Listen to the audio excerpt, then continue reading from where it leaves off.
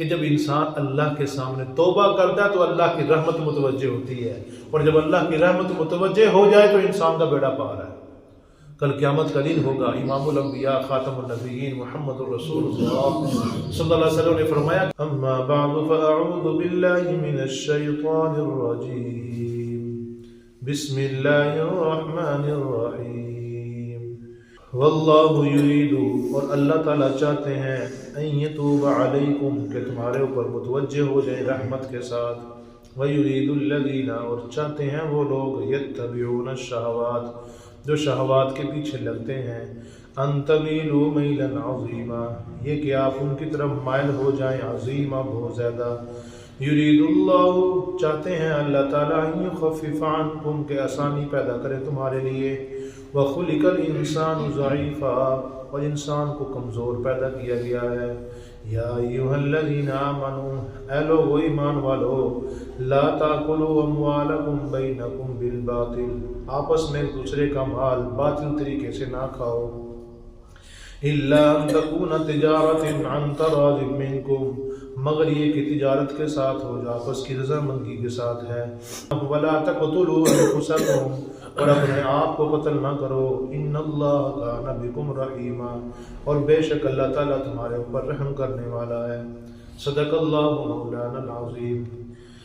اللہم صلی علی محمد وعلی آل محمد کما صلیت علی ابراہیم وعلی آل ابراہیم انک حمید مجید۔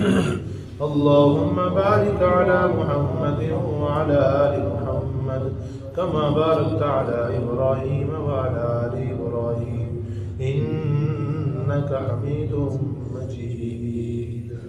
واللہ یرید ان یتوب علیکم، آگے مزید فرمایا کہ اللہ تعالیٰ چاہتے ہیں کہ ان یتوب علیکم، تمہارے اوپر اپنی رحمت کے ساتھ متوجہ ہو جائیں۔ اور رحمت کے ساتھ متوجہ کیسے ہوں گے؟ کہ انسان خود اللہ سے توبہ کرے گا، معافی مانگے گا تو اللہ کی رحمت متوجہ ہوگی۔ جب اللہ کی رحمت متوجہ ہوگی تو انسان کا کام بن جائے گا، اللہ اس کی خطاؤں کو معاف کر دے گا۔ اس لیے اللہ کی رحمت کو متوجہ کرنے کے لیے ضروری ہے کہ انسان خود اندر سے منیب ہو، اللہ سے معافی مانگے۔ اگر اللہ سے معافی نہیں مانگتا پھر اللہ کی رحمت بھی متوجہ نہیں ہوتی ہے۔ اللہ کی رحمت کو متوجہ کرنا ہے تو اللہ سے معافی مانگنی پڑے گی، توبہ کرنی پڑے گی۔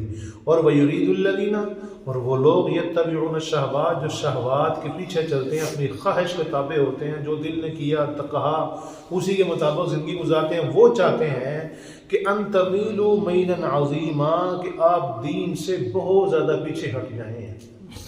بہت سے ان کی مانتے جائیں، جیسے یہ کہتے ہیں ویسے کرتے چلے جائیں، ایسے کر لیں پھر تو ٹھیک ہے، اگر ان کی بات نہیں مانیں گے تو پھر وہ ٹھیک نہیں ہے۔ ایسا نہیں ہے، اللہ نے فرمایا کہ جو اللہ چاہتا ہے اس کے مطابق زندگی گزارو، لوگ کیا چاہتے ہیں کیا نہیں چاہتے اس کے مطابق گزارنے کی ضرورت نہیں ہے۔ آگے فرمایا یرید اللہ ان یخفف عنکم، یہ احکامات رب العالمین نے اس لیے دیے ہیں تاکہ اللہ تمہارے اوپر آسانیاں پیدا کر دے۔ کس لیے احکامات آئے ہیں؟ تنگی پیدا کرنے کے لیے نہیں ہے، بلکہ کس لیے ہیں؟ آسانیاں پیدا کرنے کے لیے رب العالمین نے احکامات سے نوازا ہے۔ جو رب العالمین کی طرف سے احکامات آئے ہیں وہ انسان کے اپنے فائدے کے لیے ہیں، اپنے بھلے کے لیے ہیں، اپنی آسانی کے لیے ہیں۔ اور اللہ نے فرمایا وجہ کیا ہے، کیوں رب العالمین نے آسانی پیدا کی ہے؟ وَخُلِقَ الْإِنسَانُ ضَعِيفًا، اللہ نے فرمایا کہ انسان کو بڑا کمزور پیدا کیا ہے۔ انسان اپنی خواہش کے سامنے کمزور ہے، انسان اپنی خواہش کے سامنے دب جاتا ہے۔ تو جب انسان کو رب العالمین نے کمزور پیدا کیا ہے، جب خواہش کے سامنے دب جاتا ہے تو اللہ نے وہ جو دوسری خواہش ہے اس کے سامنے جب انسان نیچے ہو جاتا ہے، زنا کی طرف مائل ہونے لگتا ہے، تو اللہ نے نکاح کا نظام بنا دیا کہ اب تو چونکہ تیرے اندر خواہش موجود ہے، اب خواہش کو تو کہیں تو اس کو نکالنا ہے، تو رب العالمین نے نکاح والا طریقہ رکھ دیا تاکہ خواہش بھی پوری ہو جائے اور اللہ کی نافرمانی بھی نہ ہو۔ ایسے انسان زندگی گزارے۔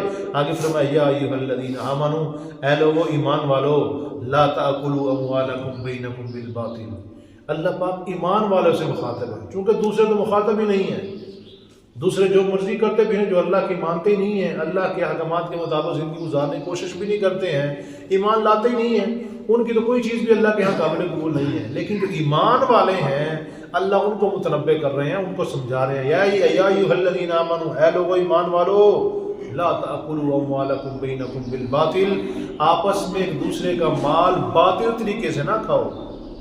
جھوٹ بول کے دھوکہ دے کے کسی کا مال نہ کھاؤ، بلکہ کیا کرو الا ان تکون تجارت عن تراض منکم، آپس میں کوئی تم نے تجارت کر لی ہے رضامندی کے ساتھ، تم نے جو ایک دوسرے سے نفع حاصل کر لیا ہے وہ ٹھیک ہے، وہ جائز ہے، لیکن دھکے سے اس کو پتہ بھی نہ چلے دھوکہ دے گی کسی کا انسان مال کھا لے، وہ ٹھیک نہیں ہے۔ تجارت کے اندر رب العالمین نے نفع رکھا ہے، تجارت کرے، اس سے جو نفع حاصل ہو رہا ہے ٹھیک ہے، اس کے لیے جائز ہے، لیکن ویسے ہی دھکے سے کسی کا مال رکھ لینا اور اس کو پتہ بھی نہ چلنے دینا، دھوکہ دے کسی کا مال رکھ لینا، یہ بالکل کام خراب ہے۔ اللہ اس سے فرما رہا ہے کہ باطل طریقے سے نہ کھاؤ، ولا تقتلوا انفسکم، اور اپنے آپ کو قتل نہ کرو۔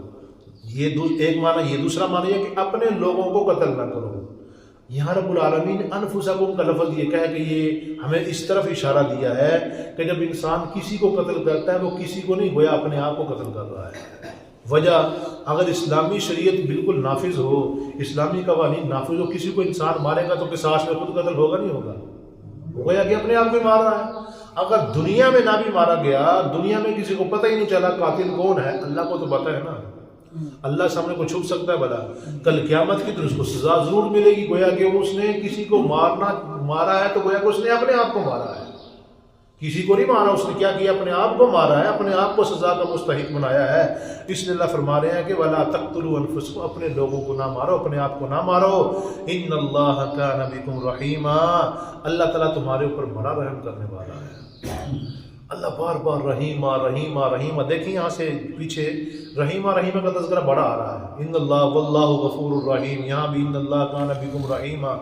وجہ کیا ہے کہ جب انسان اللہ کے سامنے توبہ کرتا ہے تو اللہ کی رحمت متوجہ ہوتی ہے، اور جب اللہ کی رحمت متوجہ ہو جائے تو انسان کا بیڑا پار ہے۔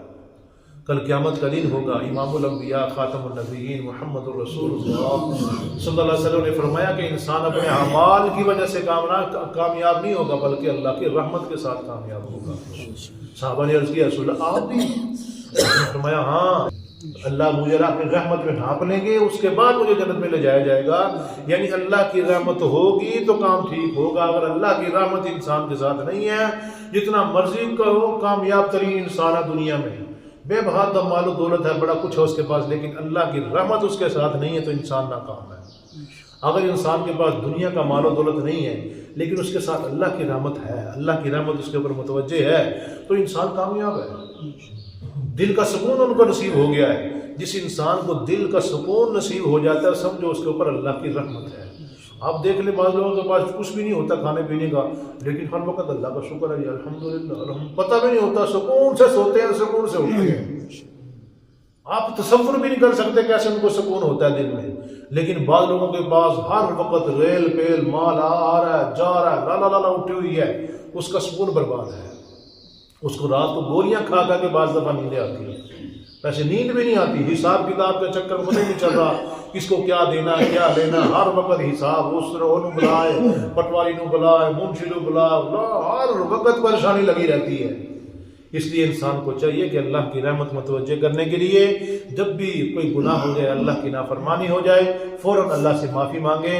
اگر فوراً معافی مانگیں گے اللہ کی رحمت متوجہ ہوگی، جب اللہ کی رحمت متوجہ ہوگی تو انسان کا بیڑا پار ہو جائے گا۔ اللہ پاک سے دعا اللہ عمل کی توفیق نصیب فرمائے۔